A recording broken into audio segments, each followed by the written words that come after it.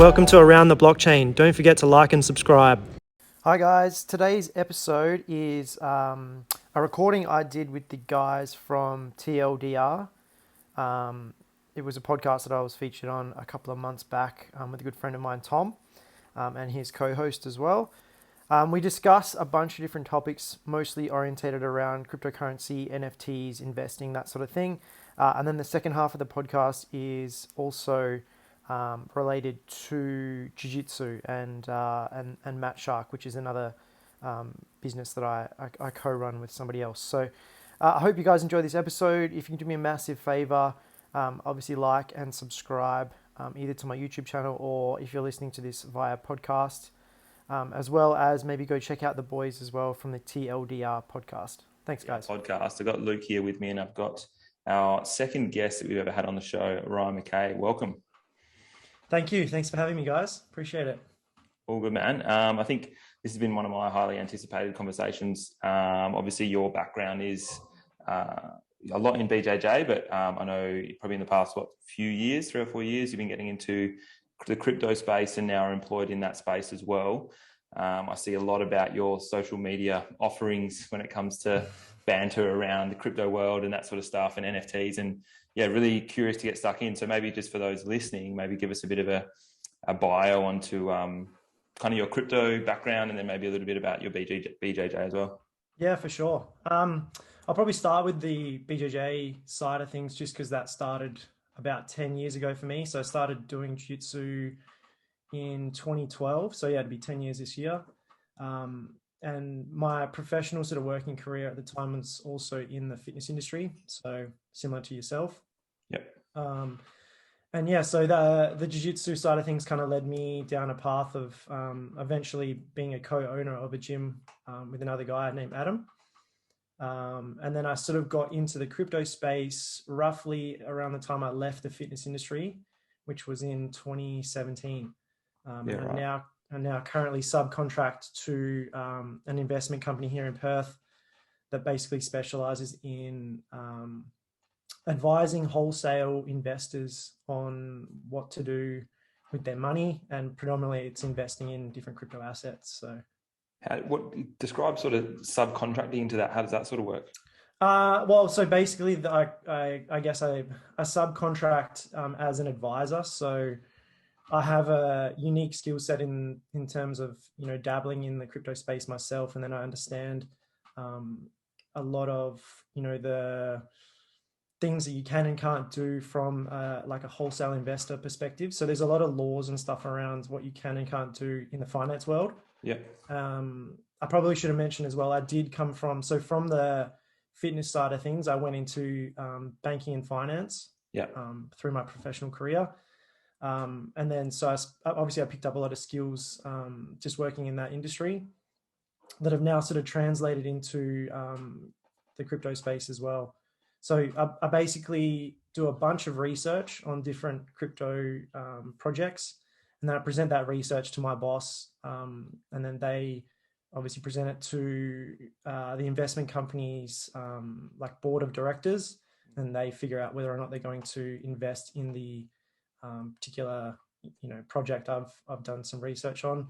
And there's a bunch of people who do the same sort of job as me as well. So I'm not the only person who works for the company that does that sort of research and analytics types sort of stuff. So yeah. So literally it's like the company you work for pitches investment companies.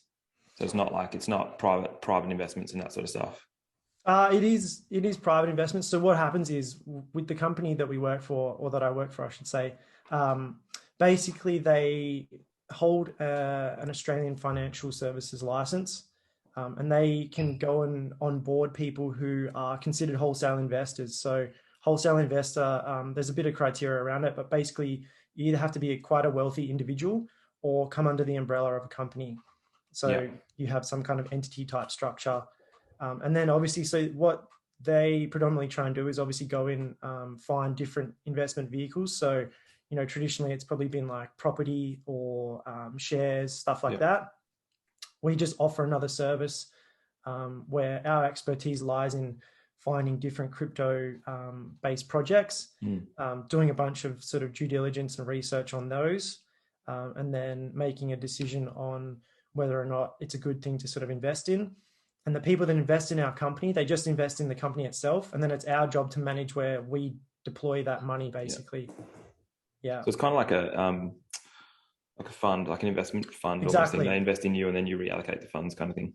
Yep, exactly. That's probably a better way of explaining it than the way I have. No, that's all good. What caused you to kind of get in the crypto space, obviously coming from banking and finance? Yeah, I was just interested in, to be honest, it's kind of funny and selfish at the same time. I wasn't interested in working until I was 65 and 70 years old. Yeah. And I just sort of saw like opportunities where, you know, it's good to educate yourself and try and figure out, you know, this investment type space. And originally I actually just got into trying to figure out like the stock market and shares and stuff. Yeah. And I got a bit disgruntled because the minimum investment at the time with ComSec was about $500. And so I started investing when I was 24, roughly. It's about 5 years ago. Yeah. And at the time, like $500 per investment was quite a lot of money. And it just kind of turned me off that sort of, I guess, investment market. So I started looking for other ways to invest, found out about Bitcoin through a good friend of mine. And then just decided to chuck a bunch of money into that. Funnily enough, it was $500 as well. That'd be a great friend now. Yeah. Yeah. So, I put just some money in Bitcoin at the time. I think it was around about $5,000 Australian. So Bitcoin, that's the price Bitcoin was sitting at. Yeah. And that went all the way up to like $25,000. And just sheer dumb luck, I took money out kind of roughly at the top there. It wasn't exactly at the top, but it was roughly at the top. So 5x the initial investment, and from there I was hooked. I was like, okay, I got to find out how this stuff works and what it's all about, because obviously I can see there's opportunities here, to make money and just kind of become financially free, I guess. So that was kind of the main motivator. Yeah, it's a pretty decent motivator. Yeah. What was the turnaround time for that investment? Honestly, it wasn't very long. I think I got in towards the end of 2017. It was roughly August 2017. Yeah. And then I think Bitcoin peaked at 25,000 Australian dollars, roughly. I think it might have been January, February of 2018. So not even 6 months. Yeah, that's gnarly. It wasn't a lot of money. So it was only $500 and I turned that into 2,500. Yeah. But that was kind of just the spark to go, all right, well, there's something going on here and I need to educate myself and figure out what exactly is going on so that I can continue to try and capitalize on this, new asset class and investment vehicle. For sure. Going down the Bitcoin kind of rabbit hole for a second.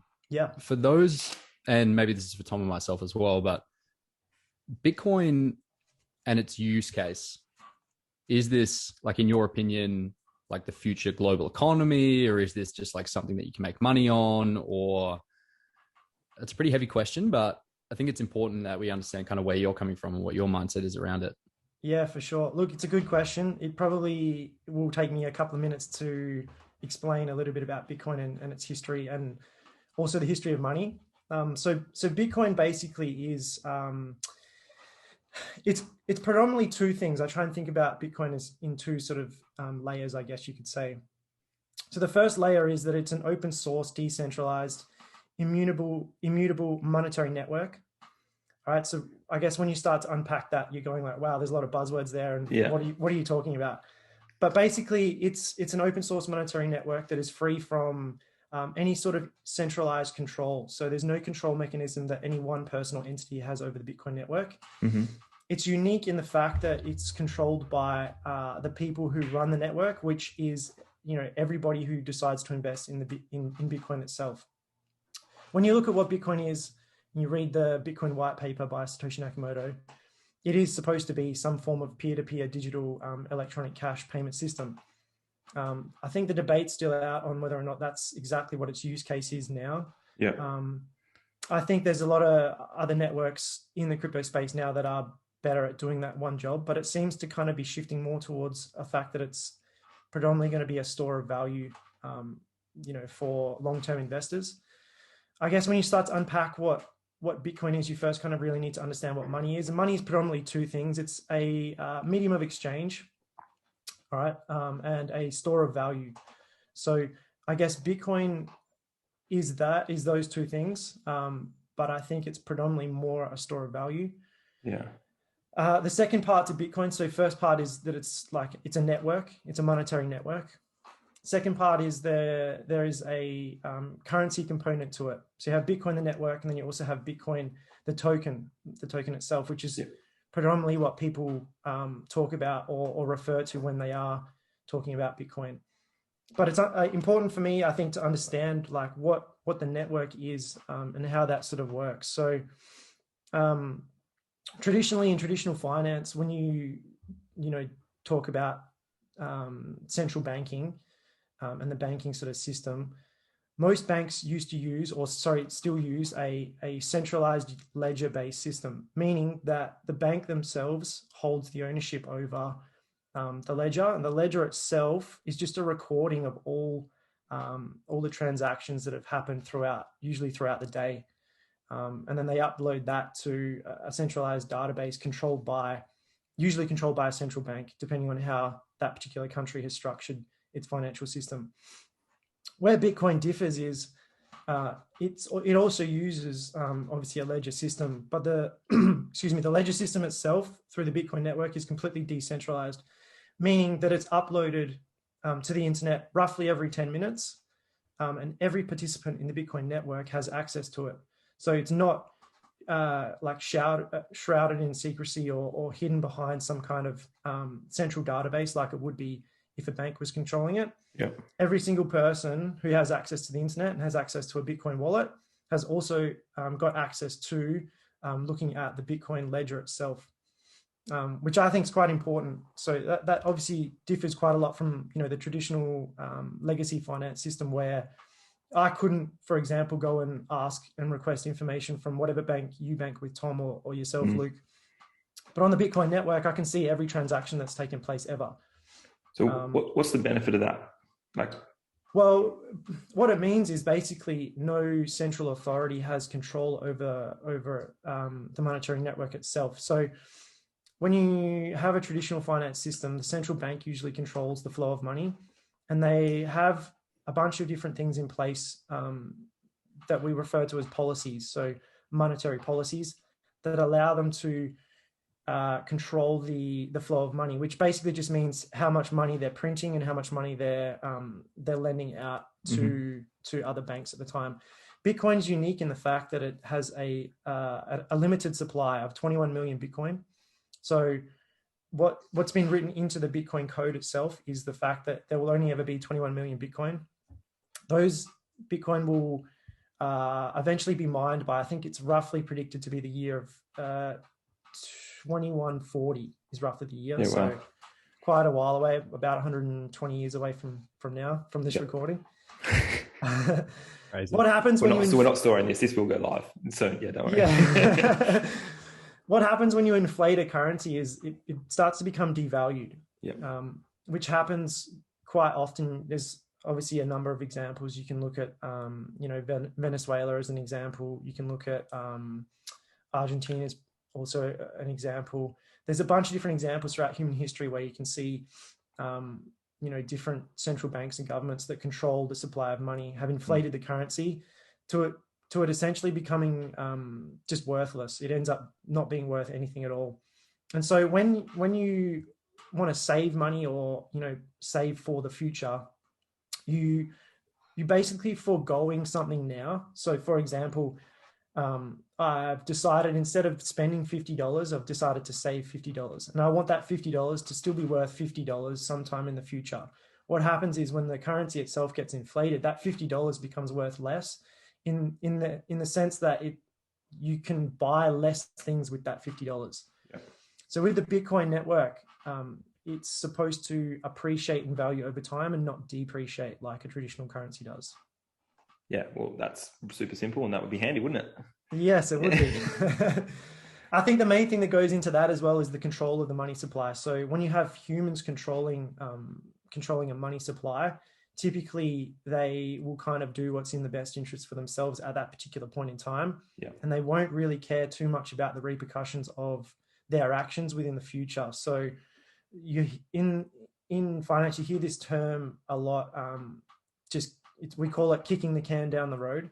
basically people who are in power now that decide that there's a problem now with, with COVID, for example. We have to print a bunch of money so that the economy can continue to obviously, like cycle and create value. Mm-hmm. So we print a bunch of money now so that the economy now still continues to obviously, power itself, and people don't lose jobs and money still flows around within that economy. But in 5 years' time, there's so much money in the system that eventually there's going to be an issue with the devaluation of that currency.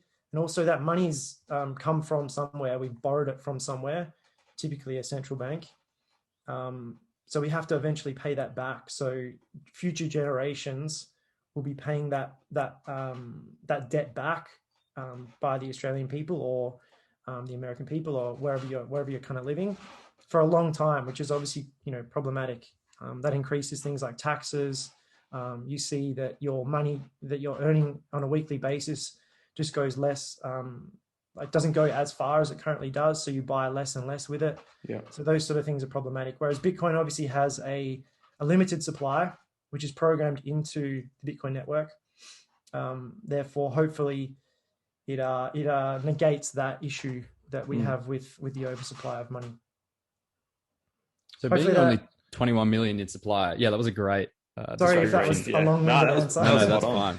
That's fine. It's just a lot to take in because it is such a new thing, at least for me, and maybe for you as well, Tom. You've been dealing with it for years now, but I own some cryptocurrency and I own a little bit of Bitcoin, like not even close to a whole Bitcoin or anything like that. But my main concern, I guess, is, well, obviously like hacks is a pretty big issue. And there was one just recently, I guess, like maybe 6 months ago or something like that.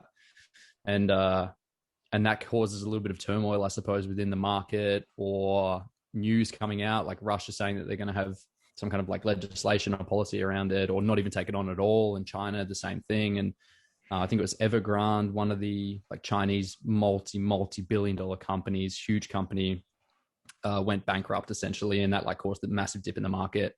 I'm assuming the stock market has the same kind of thing where it dips and flows relative to what's happening in the real world. It just seems like how volatile crypto is as a whole, that's what would turn a lot of people off, I suppose. I mean, even if we look at the last maybe 6 months or so, there's great. Like, I don't know what yours is like. Mine's like 50% down or something, like a pretty massive dip.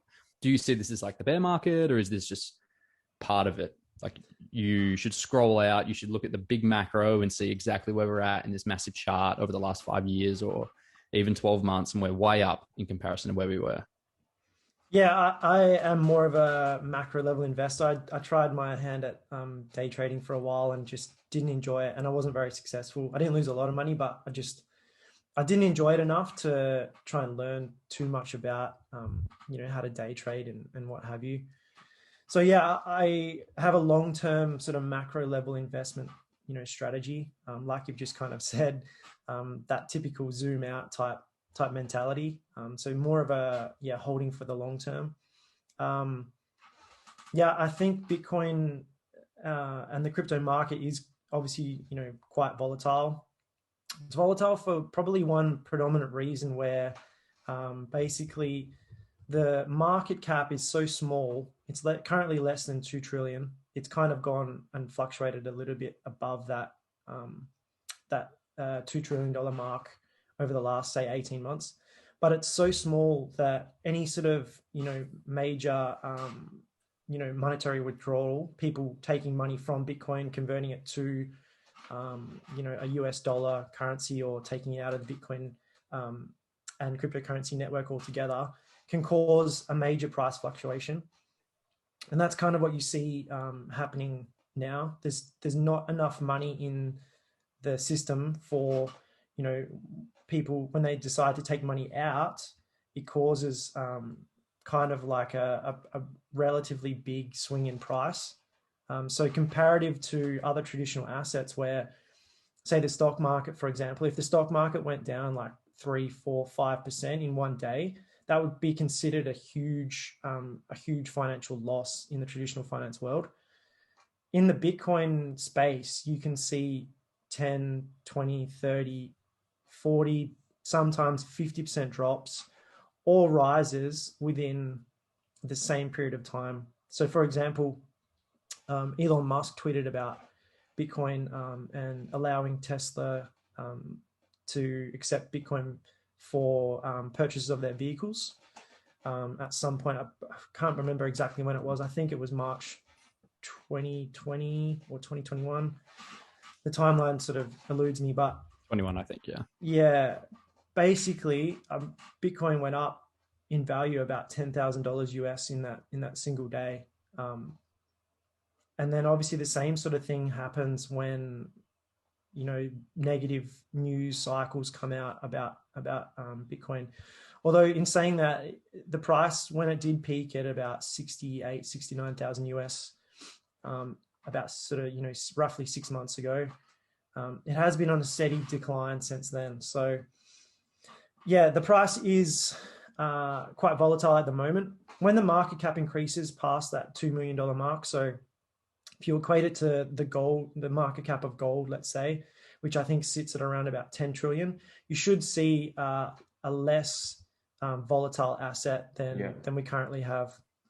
Yeah. So forgive me if I got this wrong, but market cap is price times quantity. Is that right? Yeah, that's correct. Yeah. So that was going to be kind of my next question. Like you said, the 2 trillion on Bitcoin. So what is like a less volatile number? But that's a good example of gold.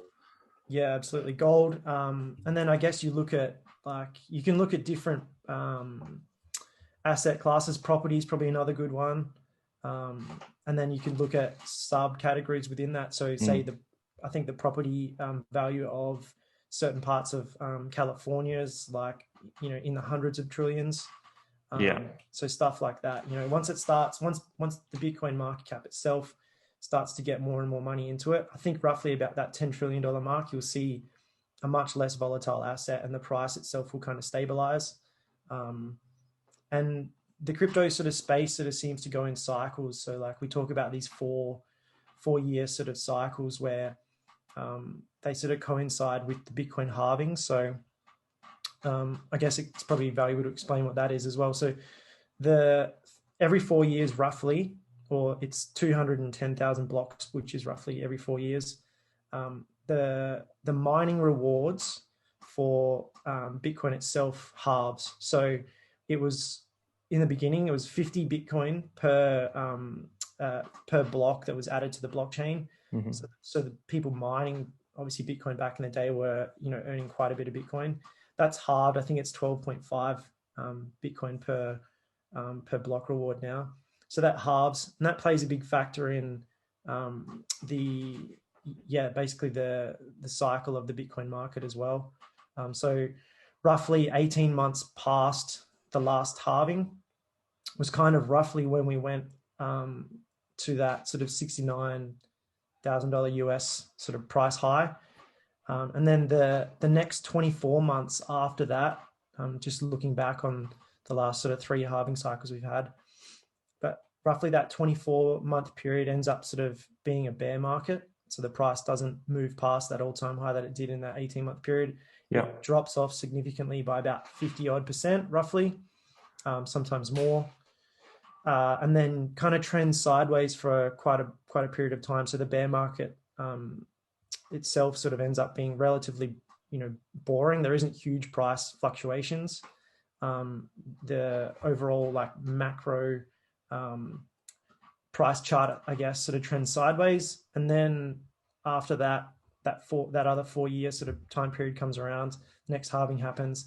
And then throughout that 18 months post halving, we kind of have a steady uptrend with obviously a couple of, volatile price rises as well. So what part of that, what stage of that are we in at the moment? We are, I think we've already, so the 18-month timeline was, roughly that $69,000 peak that we had, which was about 6 months ago. So we're kind of in the first 6 months of the 24-month, I guess, bear cycle, you could say. Yeah. So then after that 24 months, so say in 18 more months, right? Yep. It'll halve again, or correct. Okay. So roughly 18 months. So it's done by by block, so via the blockchain itself. Yep. But yeah, that's roughly every 4 years, which from now would be, you're right, 18 months time. So the mining of that would speed up as more people will get on board and develop the software, I suppose, to mine stuff. Maybe we should talk about that actually. How someone could go about actually mining this thing. Yeah, for sure. I'm not an expert on Bitcoin mining itself, but I obviously understand how it works roughly. So in a nutshell, I guess Bitcoin miners, people who mine Bitcoin, are entrusted with upholding the integrity of the Bitcoin network. So basically what happens is in order to accomplish that, you have to have a bunch of people who run what we call a mining node. It's basically just like a relatively powerful computer. It used to just be you could do it using one or two computers. Now it's become like quite a lucrative operation, and people are running thousands and thousands of computers at a time just to mine Bitcoin. Yeah. But basically, they're entrusted with upholding the integrity of the network, and what that sort of means is, whenever you have a transaction that's performed on the Bitcoin network, it has to be validated by these people that we refer to as miners. And it's not just one miner that has to agree that transaction has taken place. The transaction itself is usually approved by a bunch of different miners. So they all have to be in agreement that, say, for example, Tom, you've sent me $10 worth of Bitcoin. There has to be a number of different miners that also agree that transaction has happened. Otherwise, you come into a problem of what we call the double spending problem, where, say, for example, because the network is pseudo-anonymous, Tom, you could say that you have $10 and you want to give me $10 for some kind of good or service, and you also want to give that same $10 to Luke for whatever good or service. So you kind of run into a problem of being potentially just having $10 and paying two people with that same $10 bill. So Bitcoin miners are entrusted to go, okay, Tom, well, you actually paid Ryan that $10 first. Yeah. Therefore, that transaction is the transaction we're going to process. The secondary transaction that you tried to pay to Luke, that doesn't exist anymore. We're actually not going to approve that transaction. The $10 has gone to Ryan. So Bitcoin miners, in a nutshell, they basically approve transactions and add those transactions to the Bitcoin blockchain on a roughly, say, every 10-minute basis. Sometimes it's longer, sometimes it's shorter, depending on the congestion of the network. It's sort of roughly every 10 minutes. And then for that process, they get paid in Bitcoin. So that halving cycle we were sort of just talking about a minute ago. Yeah. If you're the miner that ends up being the one, the last miner that approves that transaction within that little chain or that process, you end up collecting that mining reward, which I think is roughly at the moment 12.5 Bitcoins per mining reward. It's pretty handy. Like, how to approve transactions, that's not a bad little hourly rate, surely. No, it's not, but it's a complex process. So it requires a lot of computing power. Okay. And the setups nowadays are, quite extensive. You see, I don't know if you've ever seen any documentaries on it, but there's entire buildings and stuff. Or that actually previously, before China decided to kick all the miners out of China, there was entire just like buildings that had literally just computer. I think it's called a GPU or something like that, which is just like the shell of a computer, basically performing all these equations to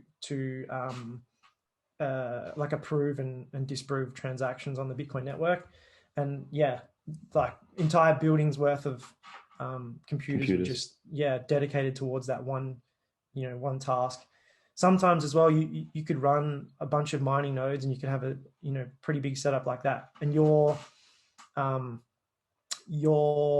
computer itself might not end up getting the mining reward. So you're obviously expending quite a bit of money in power, like paying for power. Yeah. And then you might also miss out. It is rough, yeah. So don't get paid for your work. No, that's right. Yeah. So we've kind of delved into like Bitcoin. The environmental impact. Oh, sorry. There you go. What's the environmental impact of this? Well, look, so obviously the mining process is quite power extensive. I guess you have to figure out and make the correct comparison. So in comparison to, say, a small country, which is roughly what the power supply of sort of running the Bitcoin network equates to. When you think about it on that sort of a scale, it's like, oh, okay, wow, like this is quite impactful, and the carbon footprint this leaves on the planet is quite bad. But then I guess when you take into account like huge countries like, say, the US, for example, or China or what have you, and running their current existing financial infrastructures that they have, what are the impacts that they currently have on the environment, just running their traditional financial sort of, systems. So it's all really comparative, in my opinion. Yes, it does obviously require a lot of power to run the network. But then when you compare it to, like I was saying, the traditional financial system, it doesn't really, it doesn't really add up. It's quite a bit smaller than I guess running the, current system that we have. Yeah, for sure. It seems like there's a lot of stigma around any new system that comes out or any new version of something, like kind of going down the route of power, like nuclear power. It seems to be something that was talked about maybe 5 or 8 years ago or something in SA, where we were looking to bury it, essentially. It was like a way of getting rid of it. And people were up in arms about it and like how bad that's going to be for the environment and whatnot. But if you look at nuclear power itself, it's actually like the cleanest form. But I think that word nuclear is just like got this really bad name for itself after obviously like Chernobyl and whatnot. So do you think that this is the same kind of thing? We haven't seen mass adoption with nuclear power yet. Do you feel like maybe this is going to be the same kind of thing? People are looking at the environmental impact of Bitcoin. And I mean, we've got you saying that it's comparable, and I know no better, but people, I think, and maybe the media is just like kind of so tied up with central banking systems that whatever the media says kind of goes. Do you see like some comparison between the two? Yeah, it's probably a pretty good comparison, to be fair, as well. I think anytime you have some form of like disruptive technology coming into place, you do sort of see people who are currently, in power or who have a vested interest in running the current system. They decide that, okay, this isn't good. This is going to really throw out what we're currently doing.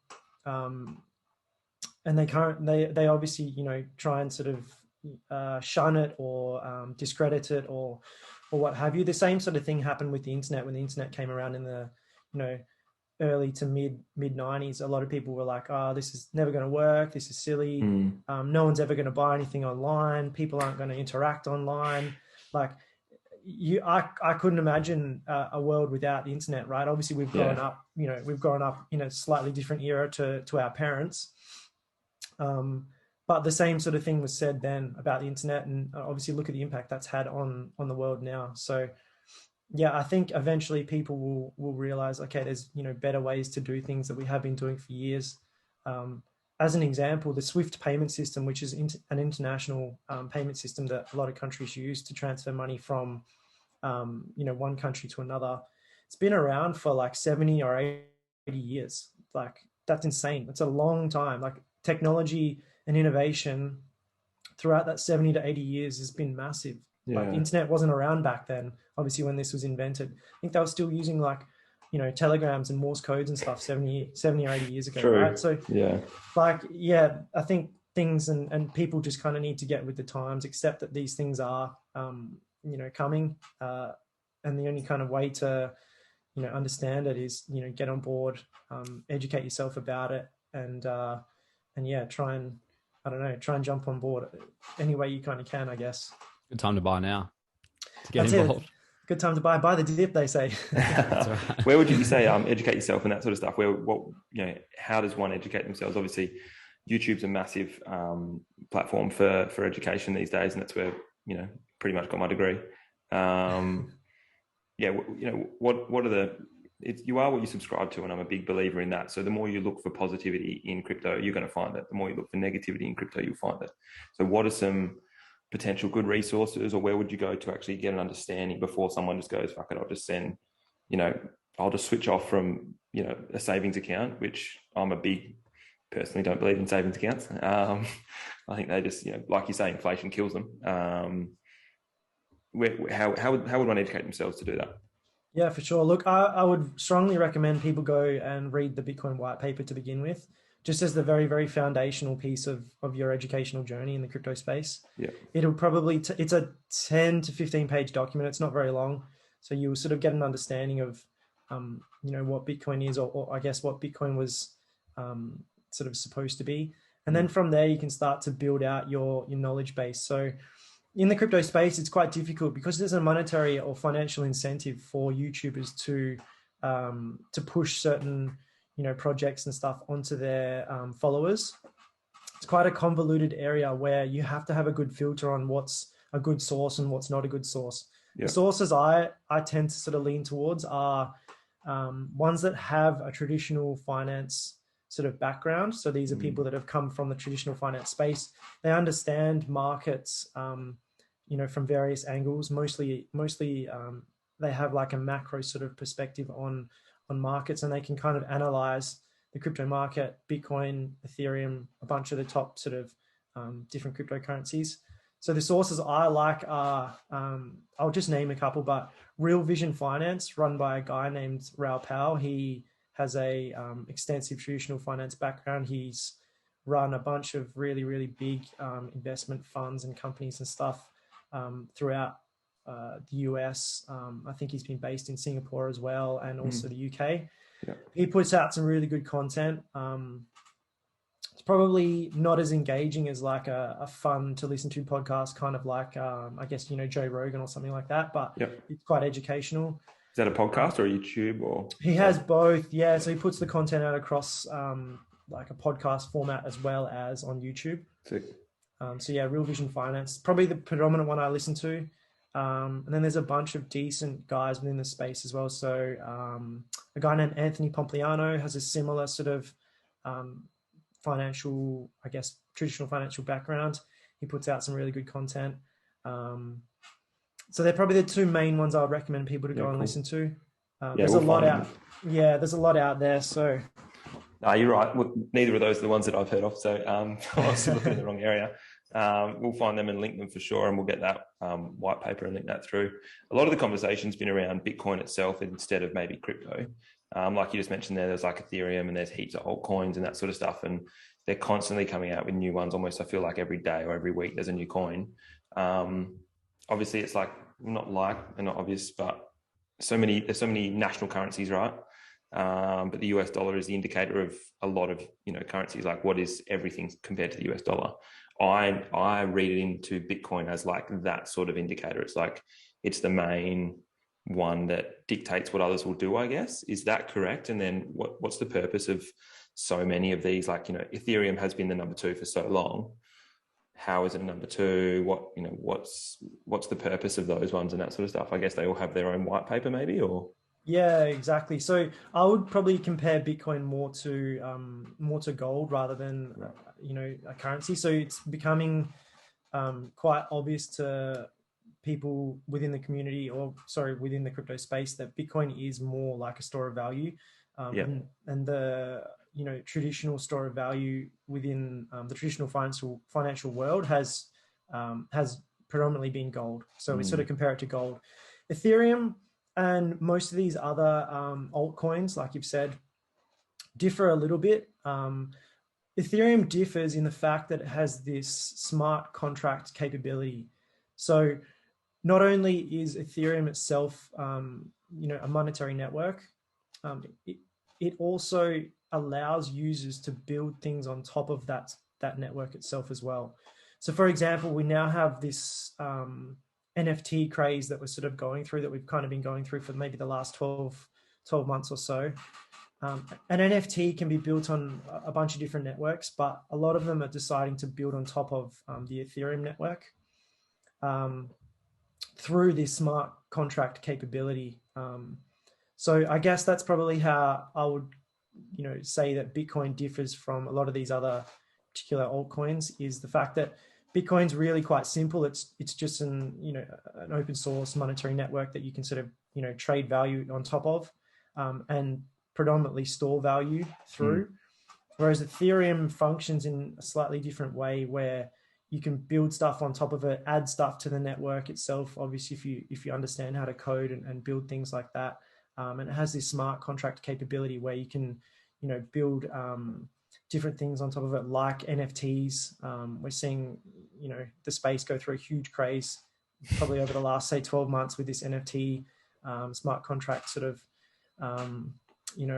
like entering the space, I guess. Although NFTs have been around for a little while, they haven't taken off until about 12 months ago. So they're sort of how they mainly differ. There's also mechanisms of control of the money supply as well. So, for example, Ethereum doesn't have a capped monetary supply. It sort of scales depending on how many users are like using the network itself. Yeah. Whereas obviously Bitcoin's limited to that 21 million supply.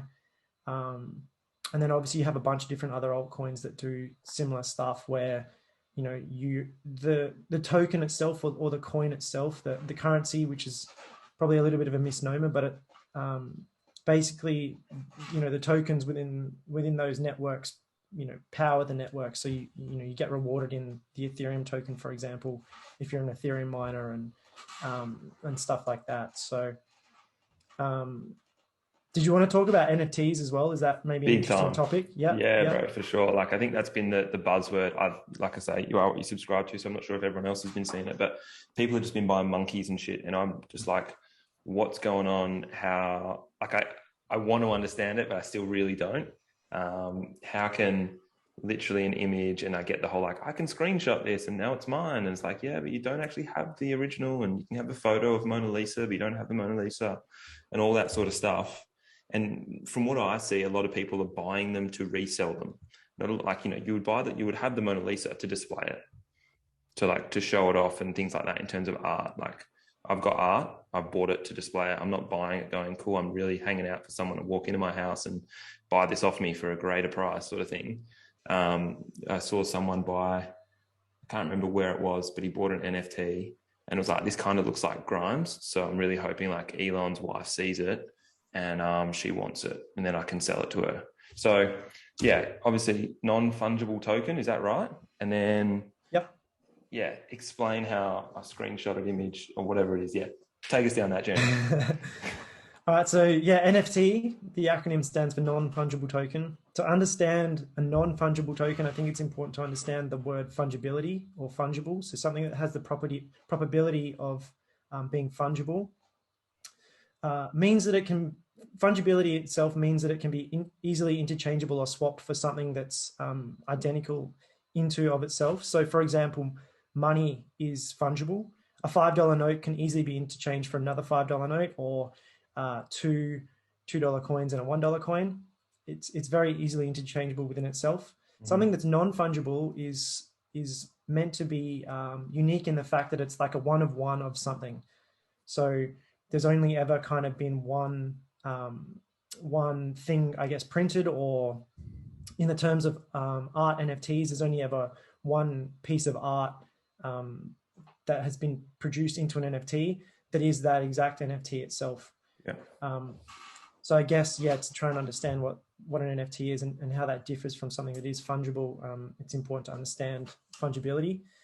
NFTs are a bit of a rabbit hole. When you talk about NFTs, most people just think of like the art sort of aspect, like you've kind of described, which is probably important to understand, but I think it's probably the simplest use case for the technology itself.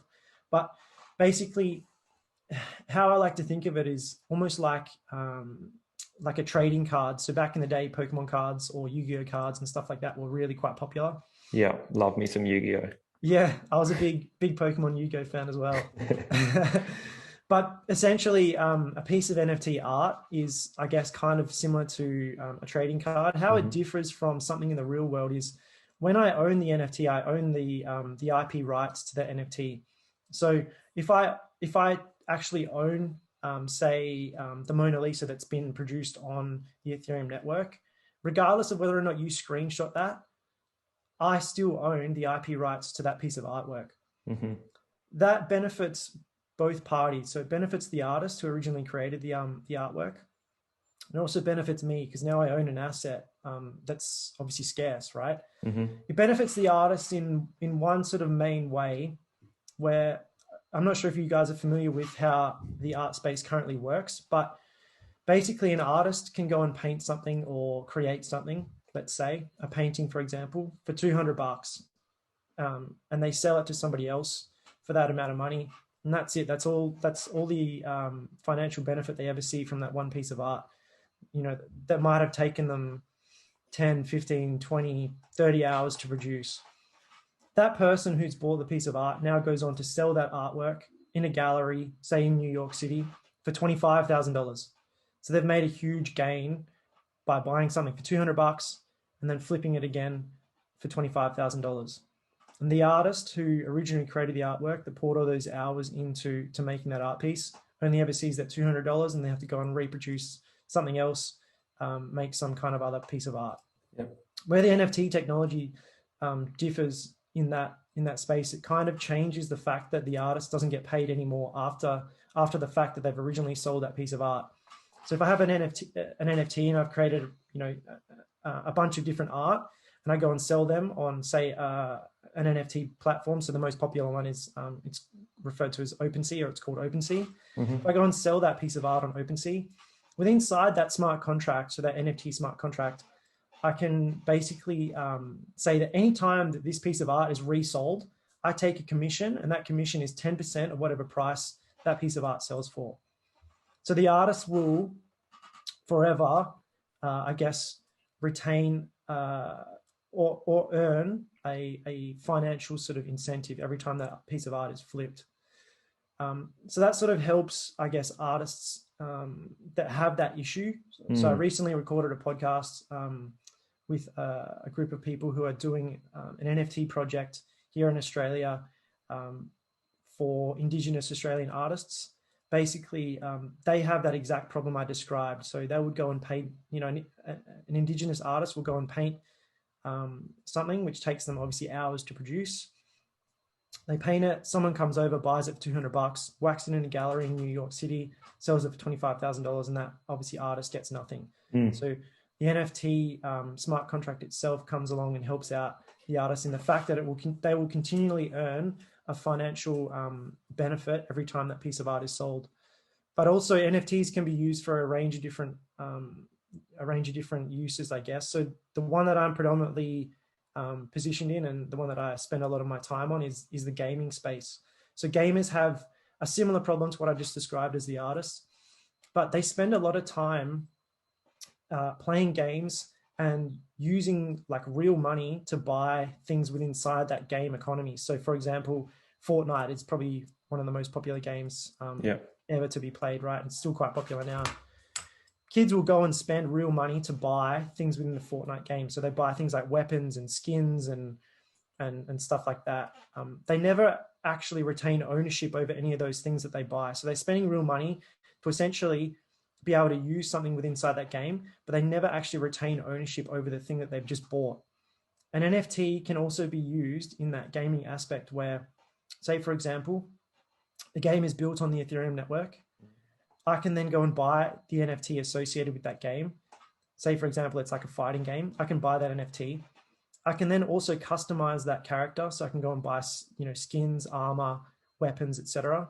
And then I retain ownership over those things.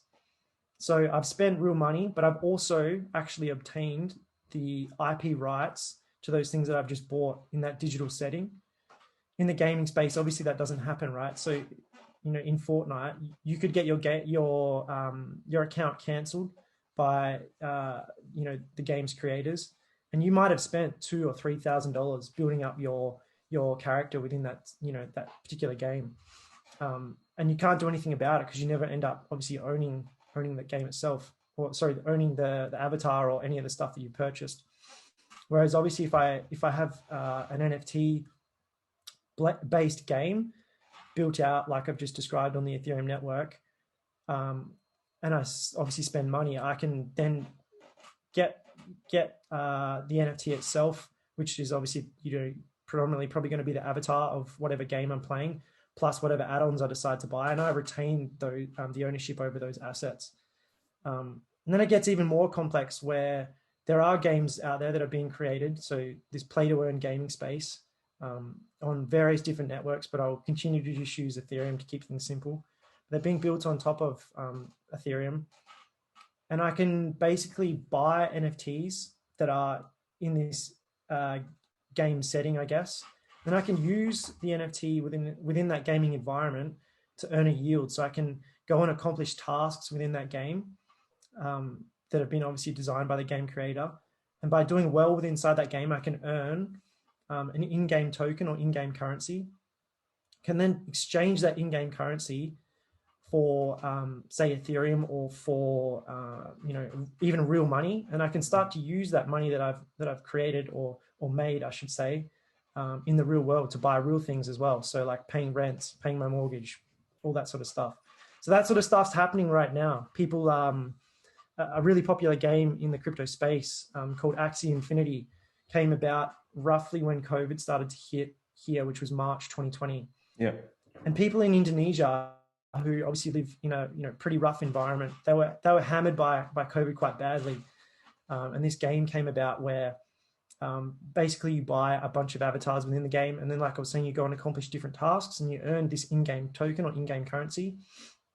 And then you can go on to obviously accumulate as much of that as you want, and then try and cash it out into real dollars. And people in Indonesia were doing exactly that throughout COVID when they'd obviously lost their jobs. They had no, the government didn't help anybody over there. They didn't have the same luxuries we do.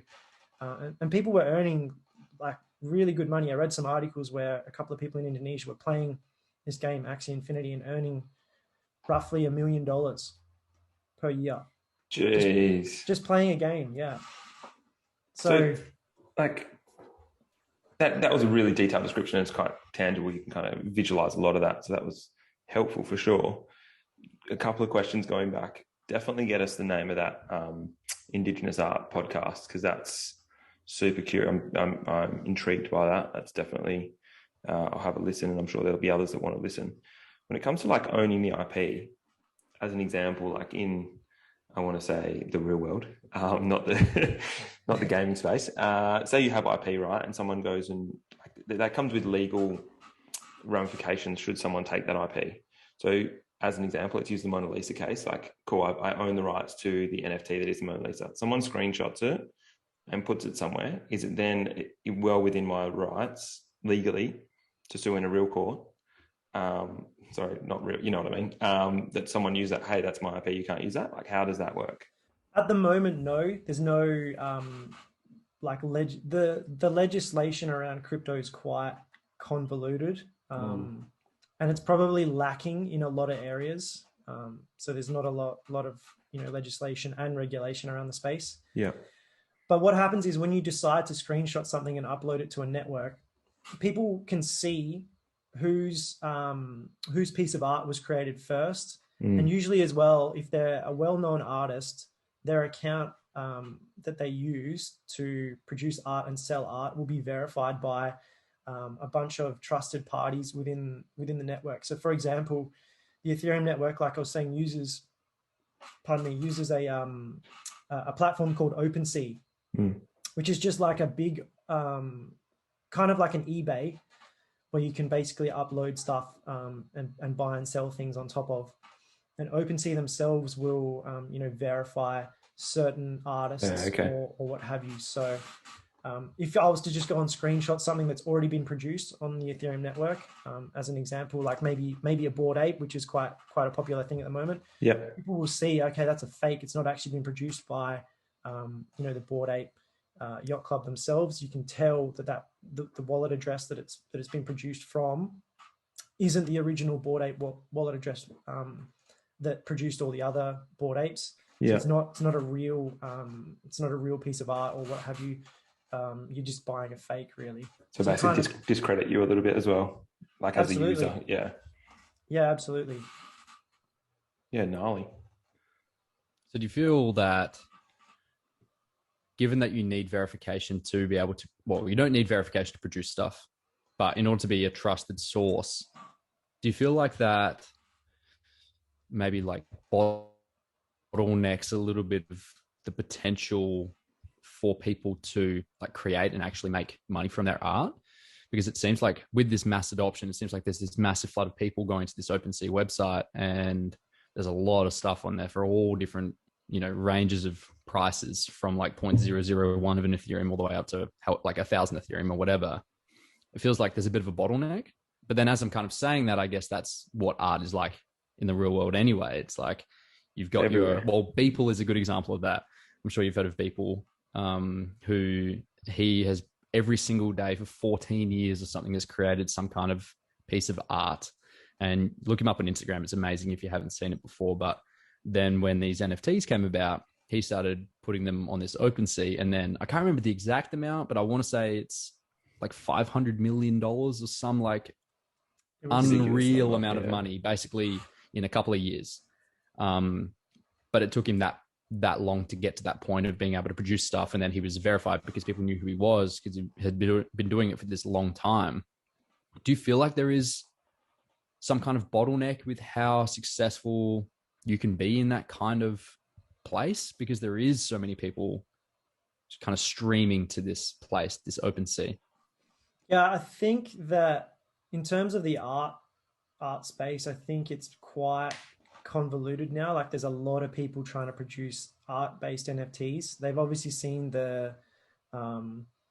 probably the financial gain is probably what most people have seen and gone, oh, okay, I can replicate that. I understand how that's been produced, and I think I can replicate that. I think where people kind of maybe don't understand is that obviously, like you've just said, Beeple produced art for, I think it was about 14 years before he sort of saw any significant, monetary gain. And he sold one piece of art for $69 million. But it took him 14 years to do that, right?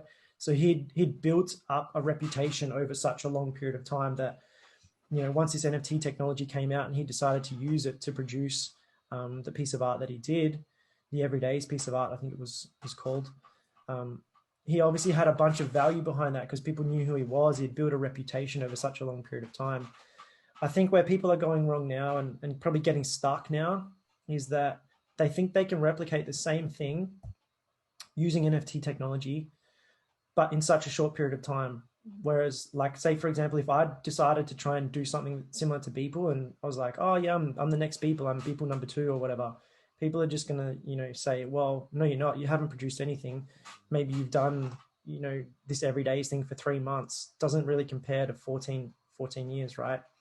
I think the OpenSea space itself is very convoluted. I like to, when I look at NFTs, like I was saying before, I'm predominantly in the gaming space. So I like to look at NFTs that have some form of utility behind them.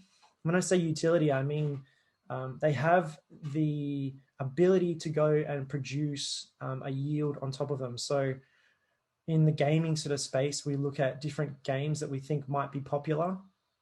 And then how can we use those NFTs inside that gaming environment to produce a yield? So how do we like earn an income from playing that game? Or how do we earn an income from deploying that asset within that game through maybe a trusted party? Maybe we hire someone to play the game for us using the NFTs that we bought. And then how do we obviously earn money off the back of that as well? So they're the kind of things I guess I look at. I think you're right in terms of a bottleneck. I think probably majority of the NFT projects that are out there now, probably somewhere in the realm of 90 to 95% of projects in a couple of years will probably be worth nothing. And you'll have a bunch of projects that either have utility or they have like big, powerful communities behind them. So, like for example, Bored Ape Yacht Club is quite a popular one. You have a bunch of celebrities going on and buying those sorts of things. I can't see the value of those diminishing anytime soon. You have Beeple's artwork, obviously, being very, very popular. So I think a lot of these things, these art projects are very community driven and based on, popularity. And then obviously you have a different side of or different aspect to the NFT space where, gaming is just sort of one use case that sort of sticks out to me because it has utility, and I can see that there's going to be value in using those NFTs in that in-game economy to produce a yield. Yeah, like with kind of a twofold thought. Like with the art, then I'm so curious about it. Do you think people go like to office work to print it off and go, cool, I want that in my home? Otherwise, you've got to have, like you've got to have your computer open to, or like buy a TV to just put it on the TV, put it on the wall. I don't know. Like I just quickly had a quick look at some of people's art, and it looks elite, but I don't want to have his Instagram up all the time. Do you know what I mean? Yeah. Have you seen that thing that he gifted Joe Rogan when he was on the Joe Rogan podcast? No. What was that? So he gifted him an NFT, but it's displayed in like a... Oh, the Elon Musk thing? Yes, the Elon Musk thing, exactly, yeah. I'm not sure how it's displayed. It's like in a digital frame, I guess you could call it. It looks like a frame, like a traditional art frame, but it's displayed... a digital image. Digitally, yeah. So I don't know what people do. Is digital. Yeah.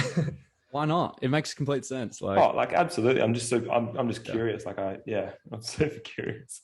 And then I think the second thing, which if I've got this right, Luke, your partner has a massive opportunity here. Am I right? Yeah. What's her job? Twofold. Yeah. She actually is an artist and produces some sick art, real world art.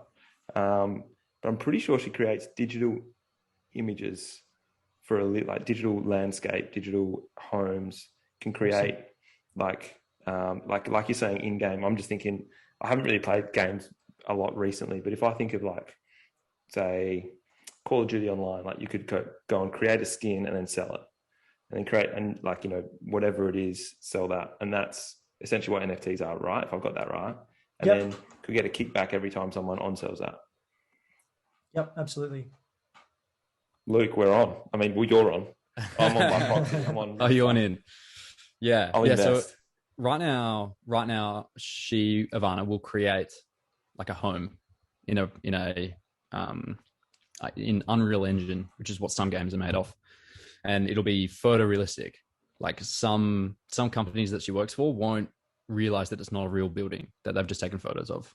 It's it's pretty sick. Photorealistic. It's real, but it's not. You can walk through it in virtual reality or whatever, or just on the PC or whatever. And there's a massive opportunity for that. I think have you heard of real estate NFTs?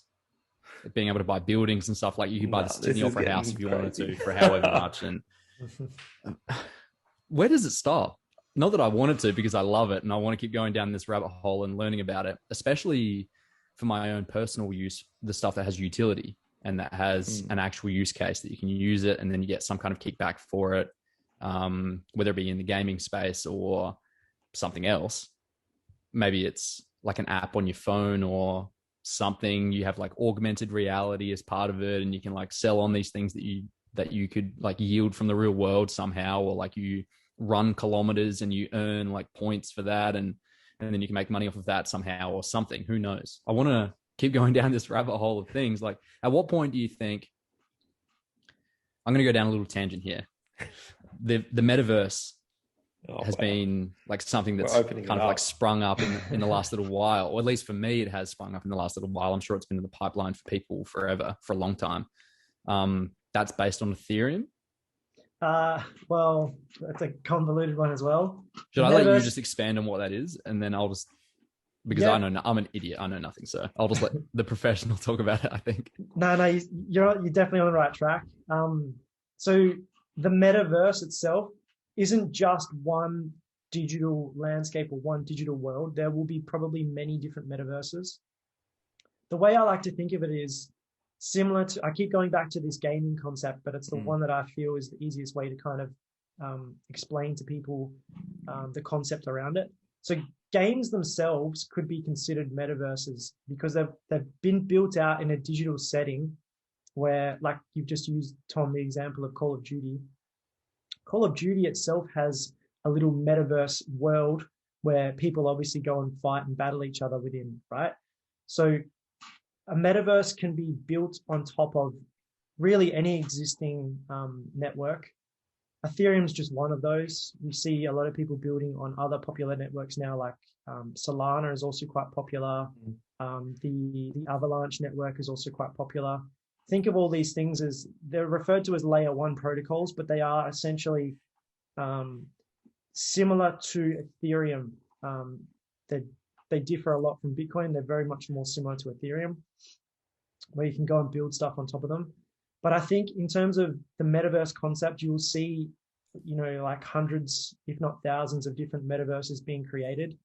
And people will either, like the experience they have with inside that particular metaverse, and that will drive adoption to that particular metaverse platform, or people won't enjoy it and people won't go on and spend time in that particular metaverse platform itself. It's just kind of a way to, I guess, socialize with inside a digital setting, rather than obviously, socializing in the physical real world. It's overrated. Yeah. I'm curious about what habits this creates, because a lot of this is digital, it's all digital. And so you're going down the gaming path, you're going down metaverse path, and basically an augmented reality. Basically, it's kind of like The Sims, right? You can kind of go in and create your own whatever, be whoever. You've seen like Ready Player One, the games and that sort of stuff. We've been warned about all this. Being that the three of us have been or are currently in the health and fitness space, I just see so many negatives in terms of lifestyle, mental health, physical health, like internal, like all that sort of stuff. And I guess, Facebook's not going to exactly come out and go, hey guys, go outside, get off your phones. But being that that's Meta, blah, blah, blah. I'm just kind of blown away that I'm not foolish to think that people don't play games. And that's a whole, realm of the world that I'm not tapped into at all. But I'm a little concerned about where that's all heading for the longevity, not of the human race, that sounds drastic, but of Western society for sure. Yeah, for sure. I don't know either. I think things in, if you look back on things in history, they tend to go way too far one way to begin with. So people grab an idea and a concept and they run with it as far as they can.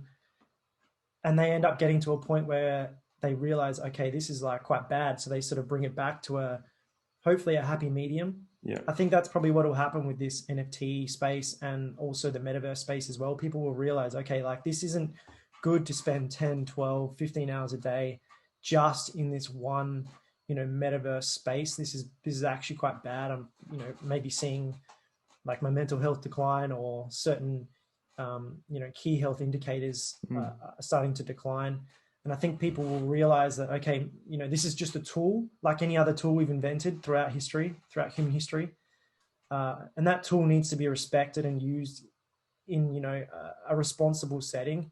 So spending that much time on something like, the computer, for example, at this day and age is quite bad.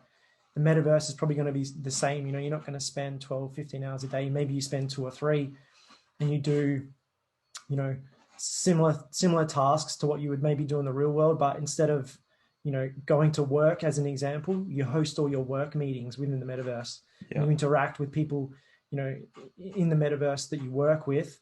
And maybe you live somewhere really nice, completely separate from where you actually physically work.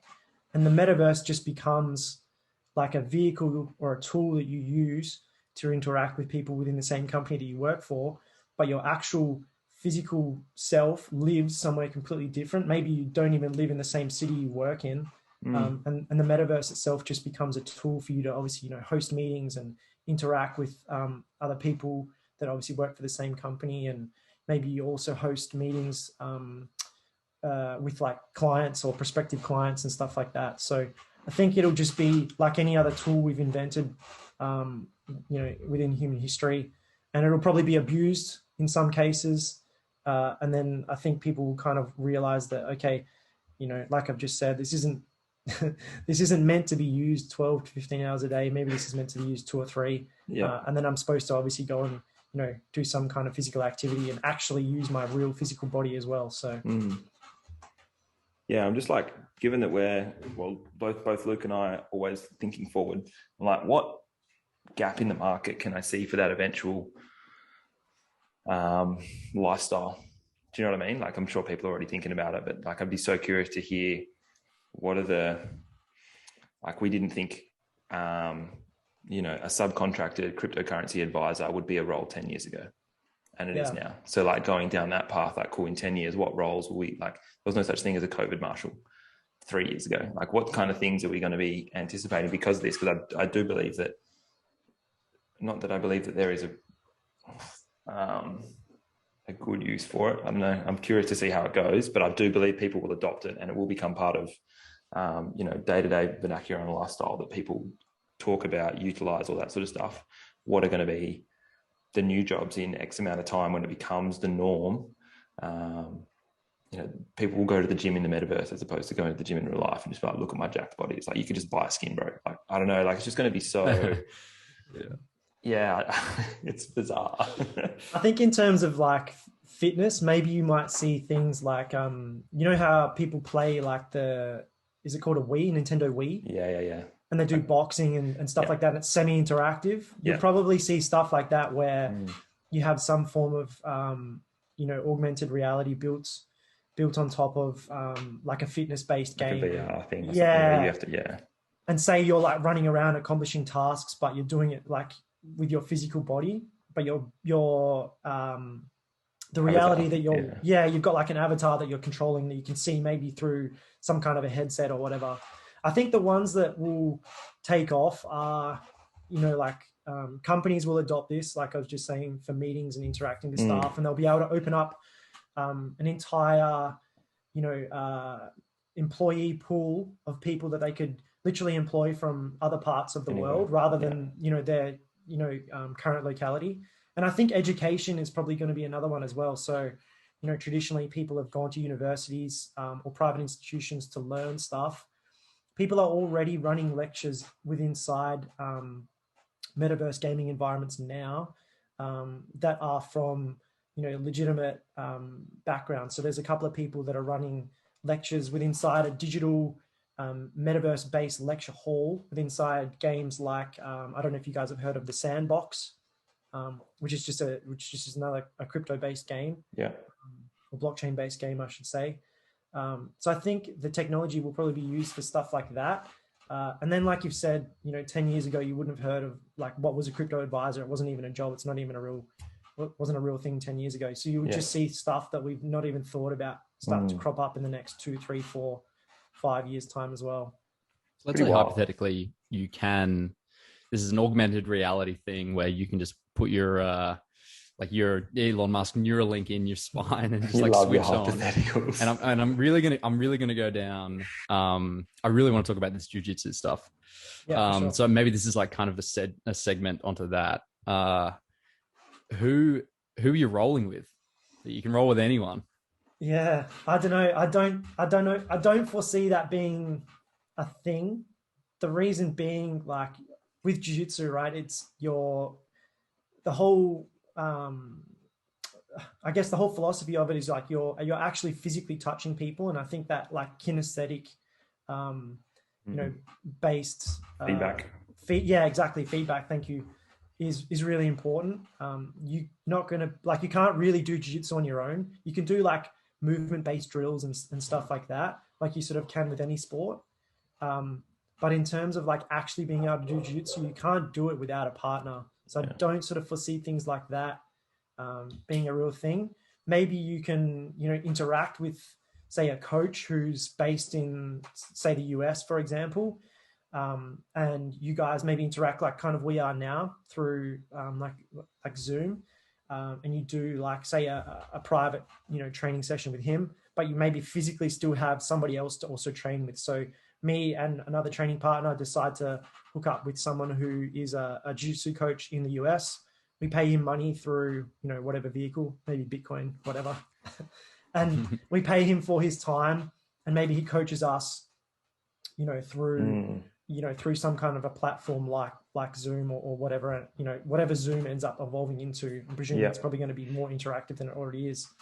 So something like that. But I don't foresee, especially jiu-jitsu, like I was saying, like you need two people to actually be able to do jiu-jitsu. You can't, do it on your own, or I couldn't foresee you doing it in a digital setting. So yeah, I don't know. Hopefully that answers what your well, let's say, I'm going to keep going with this.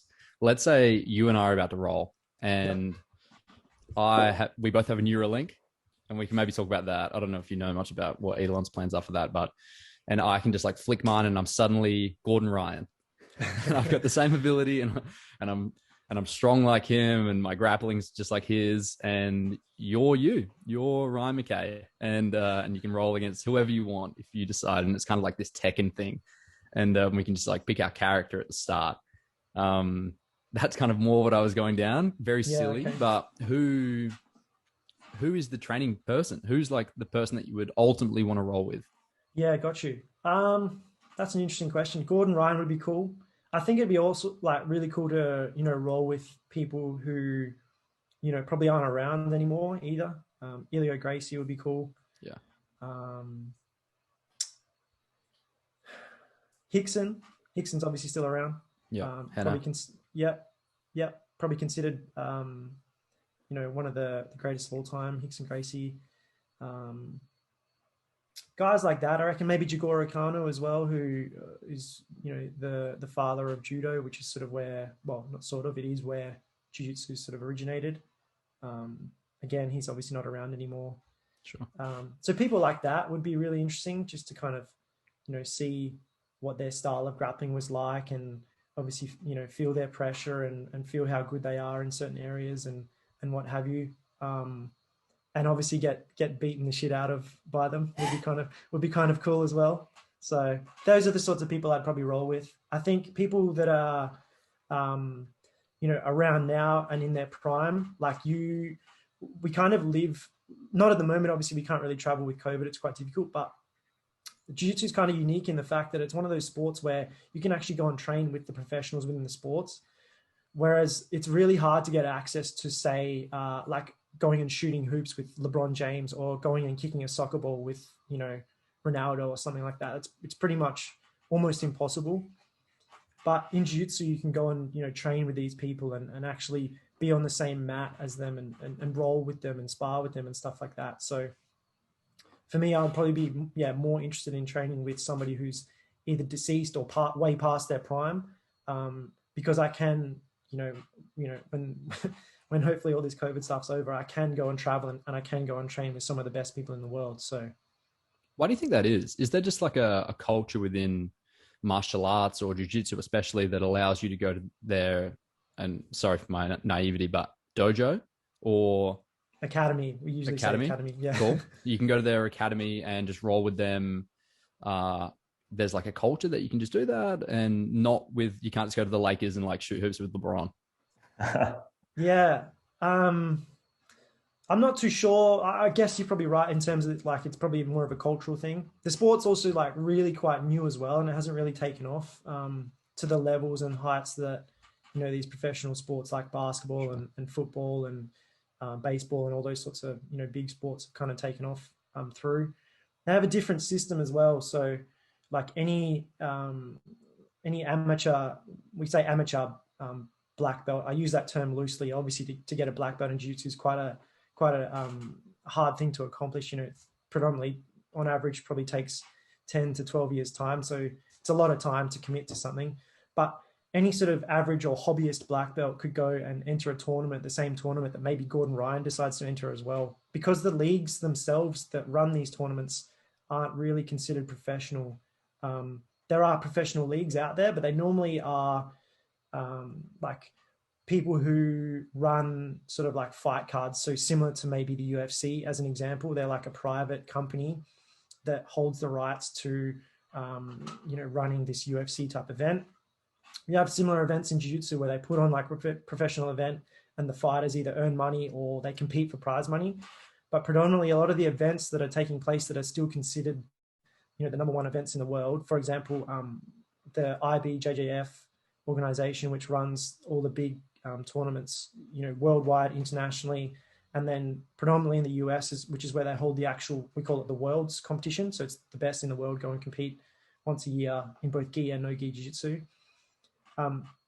Competitors from every belt level still have to pay to enter those competitions. If you win at the black belt level, I believe you do earn a little bit of prize money. It's not a lot, maybe $1,000 or something like that, which isn't huge. But I think the sport is still so much in its infancy where like there aren't those big gaps or bridges for people to kind of jump through. So it is like quite easy to get access to, the professionals within the sport. And then I think, there's a cultural thing as well. Like in any jiu-jitsu academy, on most mats, you'll see black belts training with white belts. And like, obviously the black belt is considered someone who, has done roughly 10,000 hours of jiu-jitsu. And the white belt is someone who's, very much just beginning their jiu-jitsu journey. They've only just started. So there's like a huge gap in knowledge there. So we don't sort of discriminate against, anybody. People are expected to train with everybody. You're expected to help each other get better, and so on and so forth. I think that just comes down to probably the culture, like you've just sort of mentioned earlier, in jiu-jitsu being quite strong. And obviously, it's an individual sport, but it takes a team for you to actually get good. Like we were kind of talking about before with the virtual reality type jiu-jitsu scenario. Like you can't get good at jiu-jitsu just doing jiu-jitsu on your own. The same sort of thing applies. Like if you're selfish on the mat and you're just training for you, it's pretty hard to get good, because you might start beating all the guys in your gym, which is, great. Obviously you're progressing, but for you to actually get really, really good, you want to make the other guys within your gym also level up, hopefully roughly at the same rate you do, so that you've got really, really good, tough training partners to train with. Then you go out and compete against someone. Hopefully the tournament ends up being easier than the training ends up being. So, sure. Yeah, I think jiu-jitsu is kind of unique in that fact that, it has a pretty unique culture, and everyone's like relatively inclusive and what have you. On it, like in most academies, you'll see people from various professional backgrounds. You'll see lawyers, training with, a janitor, for example. You'll see people from various different ethnic backgrounds training with maybe, people, of other ethnic backgrounds that maybe you would never interact with in a different setting to jiu-jitsu. So I think we kind of pride ourselves on the fact that we're, a pretty inclusive community and an environment for people to obviously get knowledge and interact with each other through. So how did you start getting into jiu-jitsu then? And what was that experience like the first year or 6 months? Lots of sore necks, lots of sore elbows, probably. Yeah, my body's pretty broken. I've been doing jiu-jitsu for about 10 years this year. How I got into it was, so all throughout high school, in year 8, I was the same height I am now. So for the viewers, I'm 172 centimeters tall. So for year 8, that was pretty tall, but I never grew any more than that. And I ended up being like quite small in stature to a lot of my peers. And I played a lot of team sports, so predominantly football, so Aussie rules football, and basketball. And I had a bit of a temper, and I would often get into altercations with people. Just so diplomatic. So diplomatic. And that would unfortunately lead to, obviously bad outcomes. Some of these altercations were like, they were unnecessary, really. And I had a lot of insecurity around about being good at fighting. I wanted to end up, being able to defend myself. Obviously kids grow up watching different martial arts movies and stuff like that.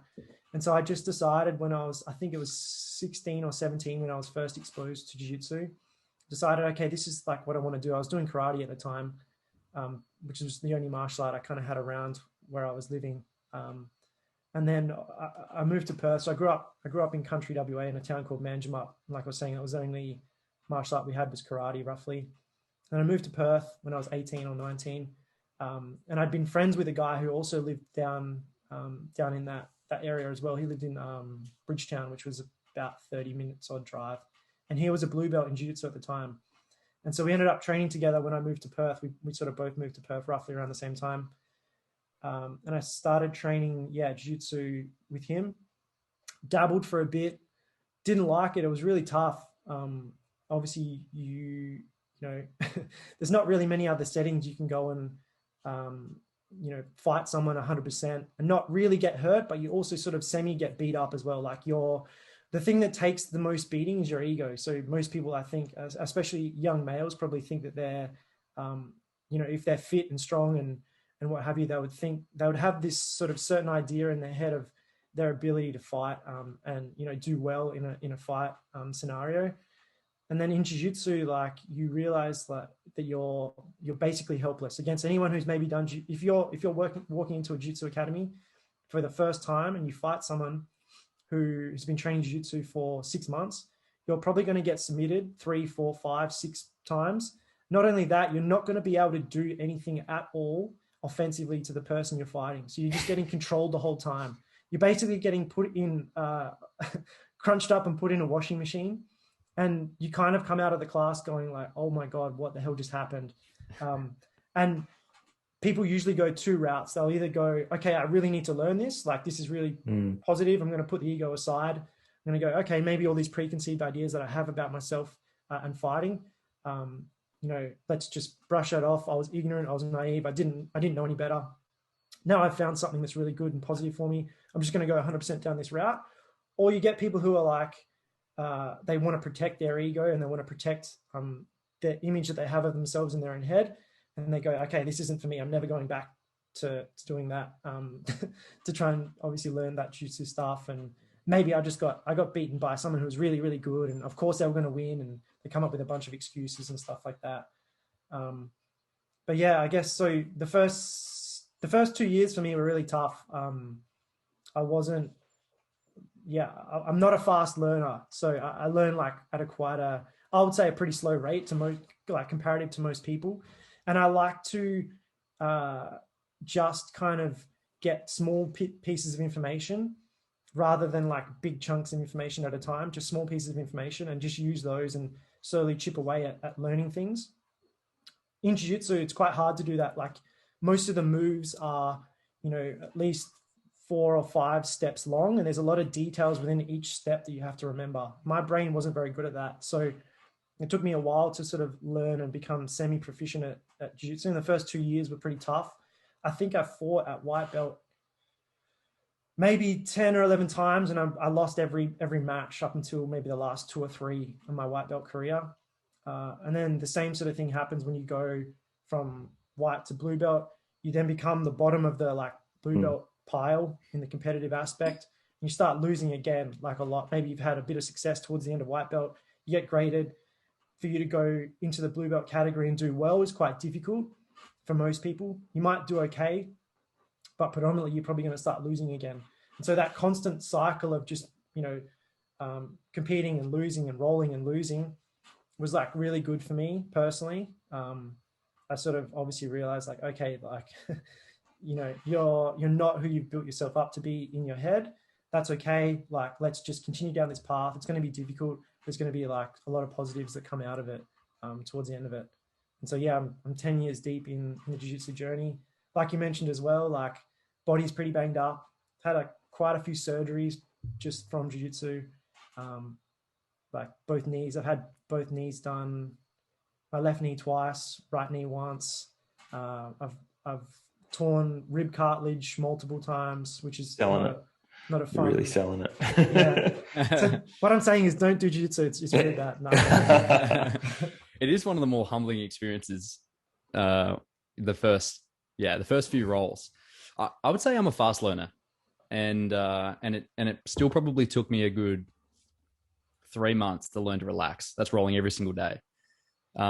It's not so much about how hard, and maybe you could correct me, but this is just my experience. It's not so much about how much force you can produce in every little like to and fro, every little like part of the dance. It's not so much about that. It's just about using your force wisely.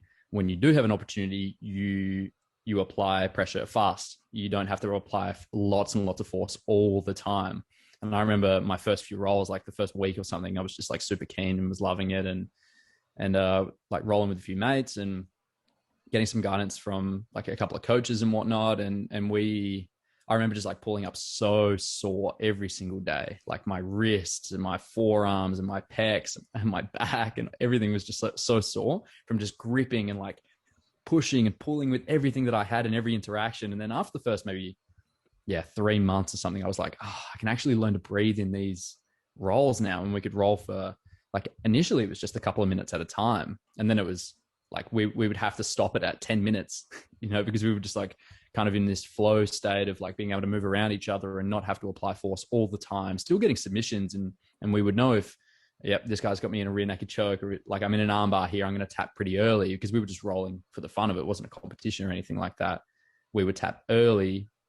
Or not super early, but we would tap early enough that we didn't have to get into like an awkward position for our our neck or our elbow or, whatever, shoulder, whatever. And I feel like that was the big turning point for me. And that would happen at different points for lots of people. Maybe they just come in straight away and they understand that it's more of like a flow state thing with periods of fast and high intensity and lots of pressure and lots of force. And then other people, it would take years, I'm sure, where they're like, no, the ego is not being, left at the door. And they're just like, every single interaction is as hard as possible. I'm sure the latter is harder to roll with, even if you're very proficient, right? Yeah, I think people's rolling styles probably, in my opinion, are predominantly made up of what their personality is like. So if you get someone who's, pretty highly strung and they're like just in their everyday life, they're, quite, what's the word? Like maybe sort of anxious or highly strung is probably a good way to describe them. You're probably gonna roll that person and go, okay, like this guy rolls like 100% intensity 100% of the time for as long as he can. And yeah, obviously like that's probably not the best way to go about things, at least in my opinion. I'm more of a reserved type person in most settings, I would say. So my personality is like, I was also brought up in the sense that through Jiu-Jitsu, you have to learn to be efficient. So going 100% is quite difficult to do and maintain over a long period of time. And when you're wrestling someone or rolling someone for 5 minutes plus, 5 minutes can become like quite a long period of time for you to try and continue to keep rolling at a very like high intense pace. So I was always taught like, okay, being efficient is much better, because if you roll someone who's roughly, going to be 100% intensity, they might have, if they're really good, they might have 2, maybe 3 minutes worth of that high intensity pace before they start getting like really tired and their energy levels drop from say 100% roughly down to, 40 or 50%. And obviously that's bad, because now that like maybe they've chucked all their tools and all their offensive ammo at you, you've maybe weathered the storm for that 2 or 3 minute period. And now they're really tired, but you've just been maintaining say 70 to 75% intensity that whole time, which is much easier to maintain than 100%. And so eventually you're going to come to a point in the role where they're so tired that you can start to implement whatever offense you've been playing or you're trying to play onto your opponent, and obviously control them a lot better as well. It's a lot easier to control someone who's, only got about 40% of their energy levels versus someone who's, 100% energy. So I guess stuff like that, like learning to be efficient is probably really important. And yeah, I think that's probably mostly dictated by, people's personalities and that sort of thing off the mat. I think you can learn a lot about somebody when you roll them, on the mat. Like there's a couple of guys that I train with, they're exactly like you've described. They just go 100% and they're wrecked in 2 minutes. And they've been training for a while, like 2 or 3 years. And you kind of just like, I think to myself, like, okay, like in the beginning, I was like, oh man, this guy's an idiot. Like he's just going to continue to do this, forever. Like surely he's going to learn. And then you learn a bit about them as a person as well. And you kind of go like, oh, well, actually maybe he is just like this all the time, and that's just how he does stuff, and that's fine. Like he can roll like that.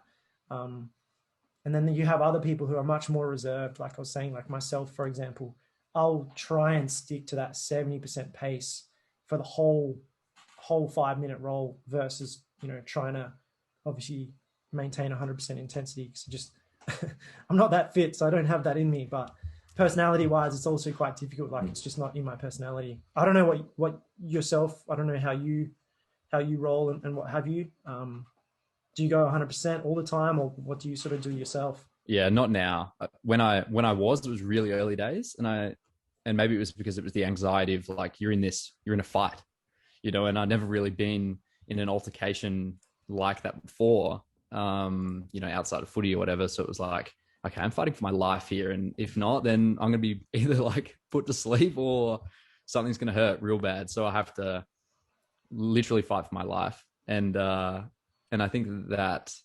anxiety around that was what forced me to just go 100%. And I was like, I'm not losing. Like, there's no way that I'm going to allow this person to beat me. But then I quickly realized it's not like that. It's like you're doing lots and lots of little fights that are never super intense, in a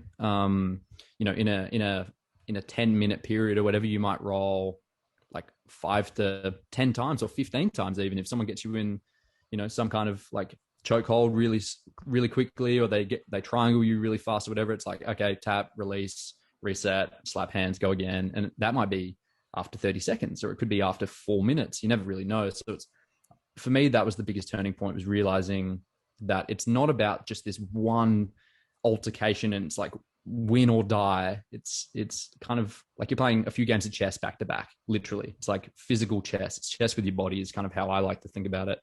And I never really got so proficient that I could think many moves ahead, but I could think maybe 2 moves ahead. I'm like, all right, I put my foot here. That means he's going to do that. And then I'll do that, which means I get this submission, or, something along those lines. That's how I've learned to roll, is a lot more relaxed. And depending on my mood, it'll either be like I'm pulling guard, or I'm like playing top game, or it really depends on like what I'm feeling on the day, I suppose. I'm probably better on top because I haven't got heaps of submissions from the bottom. Maybe triangle, that's probably like the only one. Like a leg triangle or something, or I don't know. I just feel like kind of going down the fitness route. You said you weren't super fit.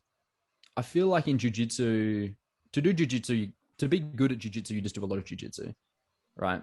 But then you look at guys like Gordon Ryan, who over like a 12-month period or an 18-month period got jacked and shredded. And suddenly, I don't know if he was the best in the world at the time before he was like huge, like a serious athlete. S&C, as in strength and conditioning, must come into it at some point. Is that something that you have an emphasis on in your academy?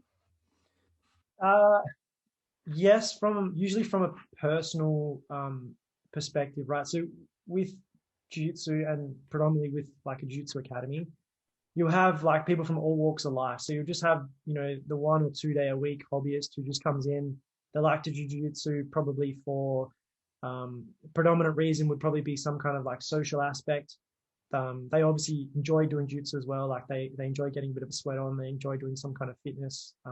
They enjoy interacting with people and what have you. S&C side of it comes into when you're, talking about someone who maybe wants to compete on a regular basis.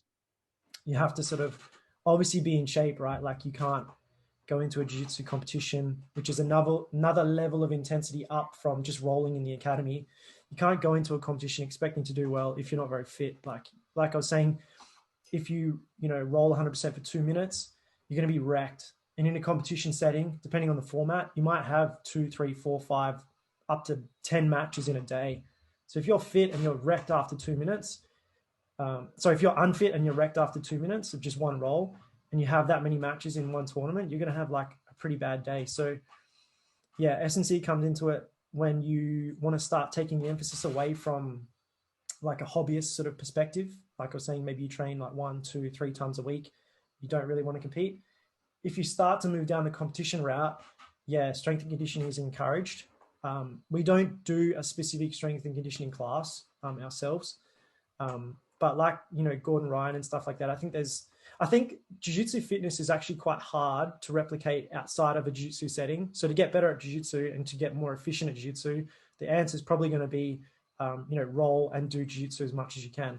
There's also other benefits to, weight training and stuff like that. So for example, Gordon Ryan was like super skinny towards the end of his brown belt and early black belt career. And then obviously he got like quite big and shredded. And obviously, turned into just a monster. Arguably one of the best no-gi grapplers in the world. I think weight training, just generalized like physical preparedness, probably being through that weight training route is really kind of important. More so from a fact that like you're putting your body in bad positions all the time through jiu-jitsu, and you want to have some kind of defense mechanism against injury. I think that's probably going to be the main one. Obviously being fit and strong helps as well. Although jiu-jitsu is predominantly built on like a foundation of technique, overcoming strength. When two people have the equal ability of technique, usually the fitter, faster, stronger person out of those two people are probably going to win, right? So kind of gives you a small advantage in that fact also. But I think injury prevention is probably, at least from a personal perspective, so from my personal perspective, is the main reason I would obviously do some kind of strength and conditioning program. And then I also just enjoy like doing fitness as well outside of jiu-jitsu. Like it's good to just, you know, lift weights and go and throw some heavy stuff around, or although not so heavy because I'm not very strong, but you know, relative. So, yeah. So stuff like that. So to answer your question, yeah, I think strength and conditioning is really important, but it depends on the individual's goals and what they're looking to get out of jiu-jitsu. Yeah, for sure. And I guess we're kind of comparing, like if you were to compare me to Gordon Ryan, that dude literally doesn't take a day off. His coach's name escapes me. John Danaher. Yeah, that's right. Yeah, he's an interesting dude from what I've seen with his interviews with Lex Friedman and Joe Rogan, and he wears his rash guard everywhere. He's an interesting dude. It's cool that he's from like down this way, actually, Oceania. Is he Kiwi? I think. Yeah, he's from New Zealand. Yeah, that's right. And he's like arguably the best coach ever, and just like has this obsession with all MMA, kickboxing as well, I believe, or some striking art. But jiu-jitsu just seems like his thing now, and they don't take days off. And I guess we're comparing someone that has that kind of mentality in Gordon Ryan, like one of his top students, and then adding S&C on top of that. It's like, all right, that's going to get you your extra 5% on top of the competition, versus someone that comes and rolls like maybe 3 times a week, 2 to 3 times a week. That extra S&C session is maybe it's not going to inhibit you, but you could easily put those hours into jiu-jitsu and just get better at jiu-jitsu faster. So I guess it's like, we're not really comparing apples and apples, I guess, in that sense. So that makes a lot of sense, actually, is you would rather, if you just want to get good at jiu-jitsu, just do lots of jiu-jitsu until you're never taking any days off, not even Christmas or anything. And then you can maybe add on some S&C. But for injury prevention, actually, this is like it's something that we talked about just in our last episode, where, because I run a couple of football teams through their S&C stuff, preseason, in-season, and generally it's just like, as you say, it's general physical preparedness. Like it's just going to help prevent injuries. If you're more rigid and more robust and you're stiff in the right areas and you're mobile in the right areas, then you're just going to, you know, have a better time playing sport, whatever that is, whether that's jiu-jitsu or whether that's AFL or whatever. If you're stronger, you're going to be able to have, you know, more tensile strength and denser muscles, and you're going to be able to maybe withstand some of the pressures of people and not get injured as fast. So that's just like a testament to what you're saying as well. Yeah, absolutely. I think it's like going back to that comparison with Gordon Ryan as well, like those guys train just, they're professionals. They're trying to take the sport to another level. And obviously their ability to do that relies heavily on, you know, them being able to accumulate that training volume. So they're training, like you've just said, 7 days a week, 365 days a year most of the time, except for obviously when they get injured, although even then they're still, you know, working around those injuries. They have the time to do that. And obviously they have the drive and mental drive to do that as well. One thing that's probably not talked about a lot in jiu-jitsu is at the professional level, like not only are these guys extremely driven and like obsessed to the point of where they're, you know, obsessed with jiu-jitsu, like doing jiu-jitsu for 3-4 hours a day, sometimes longer. I think performance enhancing substances are also, you know, widely dabbled in. You know, you go and look at a bunch of these guys competing at the highest level. So the competition that we sort of look at for no-gi grappling is ADCC. And you look at a bunch of the guys that are competing in there, they look like they could be amateur bodybuilders, right? And like, you know, you don't get that through just through lifting weights and just through doing jiu-jitsu. Like there's a lot of guys that are... Lots of spinach. That's it. Yeah, lots. We say asahi. Asahi's quite a popular dessert in Brazil. But we say, yeah, they're obviously on the asahi. They're eating a lot of asahi bowls. So that also plays a factor too. It's not regulated then? No. So a lot of the organizations that do, you know, professional jiu-jitsu tournaments don't test at all. Like I was saying, it's not big enough. It's not popular enough and big enough for them to spend the money to go and do that. Yeah. And to be fair as well, to critique that side of things, like, you kind of want to see the best guys competing against each other. And I personally don't care if you go and, you know, dabble in the dark arts, so to speak. Like I want to see the best guys competing against each other. And if that's what it takes to get there, then that's fine. Like I personally, I don't see anything wrong with it. Although there is like obviously a moral, thing. Like I've never done performance enhancers as an example, just from a personal perspective. Like I don't know enough about it, and I'm not disciplined enough to go and start doing stuff like that. But just from a moral perspective, like it could kind of be considered cheating. But I mean, if they're not going to test, and the people want to see the best guys competing as well, like go and do what you like, as long as there's an even playing field. Like you're competing against other people that are doing the same thing. So yeah, as long as it's even. Yeah, as long as it's even. And if it's not tested and it's known that it's not tested, and it's like, cool, do what you need to do to be the best. Like, not saying I'm all for it, but like it makes it a level playing field. Exactly. The best argument for performance enhancing drugs is just to let everyone have them. And then you're going to see the most elite athletes. Like otherwise, it is regulated. And then it is, there's whole research departments in Russia that, look into how can I get around a rule, basically. So if there's no rules, obviously, I think that with grappling, it's slightly different, I guess. But, when it comes to any sort of impact-based sport, there's life at risk. When it comes to like, I'm thinking NFL, boxing, all those sorts of stuff, and it is regulated, that's when it's like, cool, well, if you do all that, you actually have a greater, and the other person doesn't, potentially, there's a greater risk for death or, long-term injury, which I don't agree with, obviously. Yeah, absolutely. What do you feel the big difference is between someone that is at that elite level, like your Gordon Ryans and your John Danaher? John Danaher, yeah. John Danaher. Is it just an obsession, or is there something else? Like, what is the most important thing, do you think, that... Drugs. Okay, besides performance enhancing drugs, besides, is it obsession? What makes them so elite? Like someone that is striving to be the best in the world at something, is there like a special personality trait that they've got, or what is it in your opinion?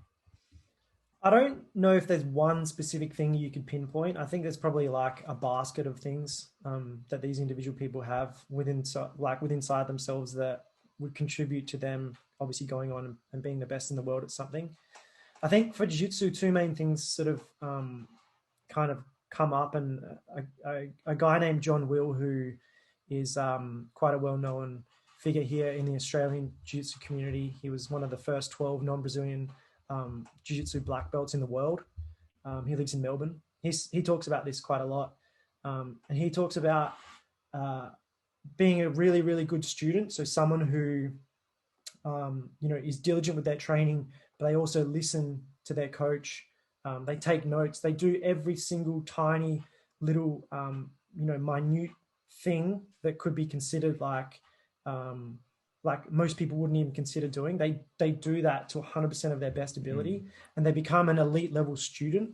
And I think when that elite level student marries up with an elite level coach, so on the other side of the thing where that coach themselves has an extremely deep knowledge base of obviously their area of expertise. So in John Danaher's case, it's jiu-jitsu.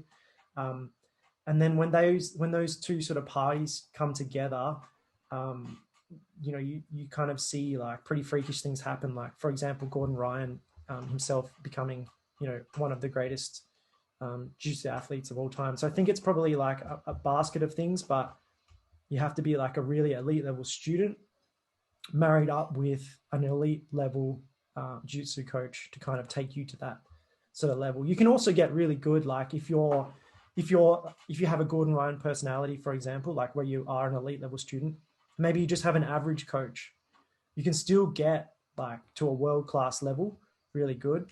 But you, as a student, I guess you probably have to do more work because the resource you're learning from, maybe isn't as or doesn't have as deep a knowledge base as obviously a John Danaher or like a John Will or someone like that. So I think that's perfect answer to any question about how you get better at something. Like you need to be willing to do like, or you think of anyone that's got to the 1% of the 1%, like you need to be willing to be humbled and learn from, like just learn and do everything spot on and then do the groundwork, do your 10,000 hours, all that sort of stuff. But then if you're learning from a shit resource, like you're going to be barreling down a pretty long path to nowhere or to not being amazing. Like you say, like even with the crypto space, going back to that, like if you're not learning from the right resources, you could end up in some pretty deep shit. But if you're doing all the right things and learning from the right resource, you're going to be successful. And I think that might be a really good spot to maybe wrap this up, because unknowns to me, this has actually carried on quite a while, bordering on 2 hours here. Nice. Ryan, I just think that you've given up so much of your time, so I do appreciate it, and so much of your knowledge. And I definitely feel like this isn't the last time we get you on to pick your brain. There's probably a lot more in both spaces to barrel down and learn about. Two questions maybe that you might be able to help with to wrap up is, where would you suggest? You obviously suggested a couple of places for people to start to learn about crypto. If people did want to invest and don't have that $500 upfront that, CommSec still asks for, where would you kind of point them? I think first and foremost, education is key. So, trying to get, like you've kind of just said, trying to learn from good resources. I like I said, I really enjoy consuming content from Raoul Powell, who runs the Real Vision Finance platform, or education space. In terms of like, are you asking where would I put my money if I was completely new to crypto, or are you asking where and how to get into it? Like, I know that, there's various different online platforms like a CommSec. How would you go and buy crypto? And maybe if you do have financial advice, or where would you look to start? I wouldn't give any financial advice. But I would start with something really basic. So like I started with a platform called CoinJar. It's just like a really simple crypto-based wallet that you can download on your app. That's quite a good sort of place for most people to start. But there's like multiple different wallets you can download. Mm-hmm. CoinJar is just one of them. CoinSpot's another good one. Those two are both Australian-based. A method I really like to use or advocate use of is the dollar cost averaging method. So there's platforms out there that are very similar to Raise. I don't know if you guys have heard of the Raise investment platform, but basically Raise came along and you would just invest, you would round up your everyday purchases. Say, for example, you bought a coffee for $4.95. The 5-cent difference would be rounded up. So you would actually spend $5. And that 5-cent difference was invested through the Raise app. And the Raise app would then go and invest in a bunch of different, usually shares. So they would go and invest in, like tech stocks or environment stocks or whatever your portfolio is weighted towards. There's another app out there called Bamboo, which does the exact same thing for crypto. So it goes and invests that little roundup, 5-cent piece into Bitcoin, Ethereum, gold, and silver are the four sort of investment vehicles it uses. And that's quite a simple way to just get your foot in the door in the crypto space. And then I think once you've got your foot in the door, you kind of spark a bit of a flame and go down like an education route. So a lot of people go down the route of, I'm going to try and make as much money as I possibly can in a really short period of time. And for 99% of people, I think that's the wrong way to go about things. I think people get burnt quite easily because they jump and see like people doing a bunch of different things around the crypto space. They think that they can just replicate the same results those people are having, but it's really difficult to make money quite fast. Like I was saying before, I personally, in the investment fund that I work for, has a big sort of macro, outlook on the crypto space. So we invest now, thinking that maybe 5, 6, 7, 10 years down the track, Bitcoin and Ethereum and obviously some of the other investments we've made within the crypto space are going to be worth much, much more than what they currently are now. So I think also having like a macro sort of level, long-term or mid to long-term investment thesis is also quite important. Yeah, cool. And obviously you mentioned dollar cost averaging, and that's essentially just drip feeding a consistent quantity or amount that you go, cool, every pay I'm going to just allocate X amount, whatever the price. You're not really worried about that because you are about that long-term play. Yeah, exactly. The book that really made that hit home for me was The Richest Man in Babylon, which is not a crypto book at all. Obviously it's been around for a long time, but the main the main takeaway I had from that book was invest 1/10 of everything you own, into something. So you pay yourself before you pay anybody else, and 1/10 of your paycheck goes towards paying yourself. And then you use that money however you want. So you could go and stick it in a savings account, although you're probably not going to earn much. And in fact, you're probably going to have, the buying power of that money that you save is probably going to be less in 5 years' time, like we talked about with inflation and stuff. Yeah. So I personally would just invest, or I personally do invest out of my own personal money. Not financial advice. Not financial advice. But I personally invest 1/10 of every paycheck into like a dollar cost averaging method. So I would go and buy, some form of cryptocurrency with 1/10 of my paycheck every time I get paid. Yeah, sick. And then like say, you're 10 years down the route of BJJ, sort of same question. What would you say to someone that's, full of ego or looking to kind of get into martial arts, any of the martial arts, I guess? I feel like some of them or a lot of them would have a similar ethos, not the same, but what would you suggest or recommend for those that are listening and going, yeah, I've heard about this BJJ. How do I go about it? Yeah, just, obviously you want to try and search for an academy that's probably pretty close to where you're based. And then I would recommend people spend time, like obviously a lot of academies and a lot of fitness institutions have like free trials and stuff like that, or like short-term obligation-based memberships where you can go and trial out their facility. Not every jiu-jitsu facility is, like not every individual that walks into one jiu-jitsu facility, that facility might not be the right space for that particular individual to learn from or to train in. So I think spending time like traveling around and maybe, dabbling in 2 or 3 different academies that are hopefully somewhere within your area. And then finding the right one that fits you. So the one that you enjoy, the most, and obviously sticking with it. And that's obviously the biggest thing as well, I think, is just like sticking with it. It's going to take, the first 6 months are probably going to be pretty tough. You're probably not going to have much success. Like you're going to be getting submitted a lot more times than doing any kind of submissions to your partners. But those skills are, invaluable. And I think looking back, after doing jiu-jitsu for a decade, like the lessons you learn on the mats also sort of semi-translate off the mats as well. I think those things are quite powerful. And, just learning like basic self-defense stuff, I think is, pretty important nowadays as well. So I would just say if anyone who's walking into a jiu-jitsu academy for the first time, stick it out for at least 6 months, see how you go. Hopefully, obviously you have some successes that kind of keep you coming back to the academy, and then just enjoy your time training, right? Like you're going to have days that are terrible and you're getting beaten up, and, people that you should be able to beat are beating you and what have you. And then you're also going to have days where you feel like Gordon Ryan, as an example, and you feel like the best guy in the world and you untouchable in your academy. So you're going to have ups and downs all the time. Just stick with it over that period of time, and you'll sort of see the benefits, hopefully, of doing jiu-jitsu. Awesome, that's great advice. Thanks for coming on today, Ryan. Appreciate it a lot, man. Yeah, thank you guys. Awesome to jump on the podcast. Appreciate you guys having me on. So thank you. Anytime, man. Not a problem. Chat soon, man. Take care. Ciao.